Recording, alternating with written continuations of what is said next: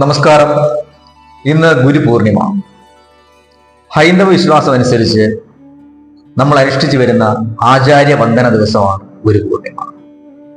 പുരാതന ഹിന്ദു കാലഘട്ടത്തിലെ പ്രധാന ഗുരുക്കന്മാരിൽ ഒരാളായ വേദവ്യാസ മഹർഷിയുടെ ജന്മദിനമാണ് ഗുരുപൂർണിമയായി കൊണ്ടാടുന്നത്. ശകവർഷത്തെ ആഷാഢ മാസത്തിലെ പൗർണമി നാളിലാണ് ഗുരുപൂർണിമ ആഘോഷിക്കുന്നത്. ആഷാഢ മാസം എന്നാൽ മിഥുനം മധ്യം മുതൽ കർക്കിടകം മധ്യം വരെയുള്ള സമയത്തെയാണ് ആഷാഢ മാസം എന്ന് പറയപ്പെടുന്നത്. നമുക്ക് വിദ്യയും അറിവും മന്ത്രോപദേശങ്ങളും നൽകുന്ന ആളാണ് ഗുരു. ഗുരുവിന്റെ ഗുരുവിനെ പരമഗുരു എന്നറിയപ്പെടും. ആ ഗുരു പരമ്പരയിൽപ്പെട്ട എല്ലാവരെയും ശിഷ്യന്മാർ പൂജിക്കുന്ന പുണ്യ ദിവസമാണ് ഗുരുപൂർണിമ. സംസ്കൃതത്തിൽ ഗു എന്നാൽ അന്ധകാരമെന്നും രു എന്നാൽ ഇല്ലാതാക്കുന്നവൻ എന്നാണ് അർത്ഥം.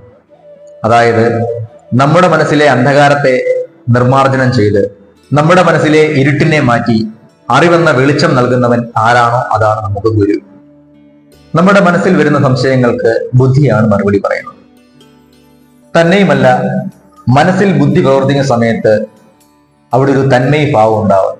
അതിനെയാണ് നാം അഹങ്കാരം അല്ലെങ്കിൽ അഹന്ത എന്ന് പറയുന്നത്. ഈ അഹന്ത ഇല്ലാതായാൽ മാത്രമേ നമുക്ക് ഗുരുവിന്റെ പക്കൽ നിന്ന് വിദ്യകൾ സ്വീകരിക്കാൻ അല്ലെങ്കിൽ അറിവുകൾ സ്വീകരിക്കാൻ സാധിക്കുകയുള്ളൂ.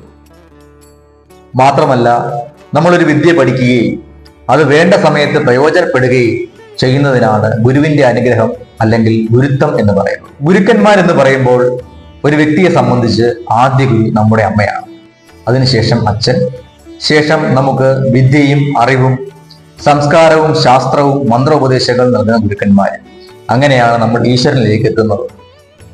അതുകൊണ്ടാണ് മാതാ പിതാ ഗുരു ദൈവം എന്ന് പറയുന്നത്. മാതാ പിതാ ഗുരു ഇവരുടെ അനുഗ്രഹം ഉണ്ടെങ്കിൽ ഒരുവന് ജീവിതത്തിൽ എല്ലാ അഭിവൃദ്ധിയും ഉണ്ടാകും. ഇവരുടെ അനുഗ്രഹം ഇല്ലെങ്കിൽ ഒരിക്കലും ഈശ്വരാനുഗ്രഹം ഉണ്ടാവുകയില്ല. ഈശ്വരകോപം ഉണ്ടായാൽ ഗുരുവിന് തന്നെ ജ്ഞാനത്തിലൂടെ ശിഷ്യന്മാരെ രക്ഷിക്കാൻ സാധിക്കും. പക്ഷേ ഗുരുശാപം ഉണ്ടായാൽ അതിന് പരിഹാരമില്ല.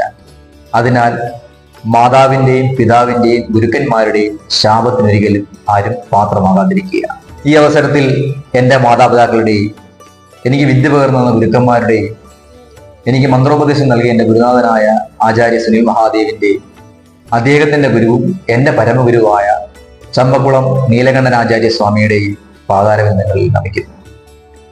അഖണ്ഡ മണ്ഡലാകാരം വ്യാപ്തം ജേന ചരാചരം തത്പദം ദർശിതം നേന തസ്മൈ ശ്രീ ഗുരവേ നമ. അജ്ഞാന ദിവിനാംതസ്യ ജ്ഞാനാഞ്ജന ശലാകയ ചക്ഷുരുസ്മീലിതം യേന തസ്മൈ ശ്രീ ഗുരവേ നമ. ഓം ഗുരുബ്രഹ്മ ഗുരുവിഷ്ണു ഗുരുദേവോ മഹേശ്വര ഗുരുസാക്ഷാത് പരബ്രഹ്മം തസ്മൈ ശ്രീ ഗുരവേ നമ. എല്ലാവർക്കും നന്മകൾ ഉണ്ടാവട്ടെ.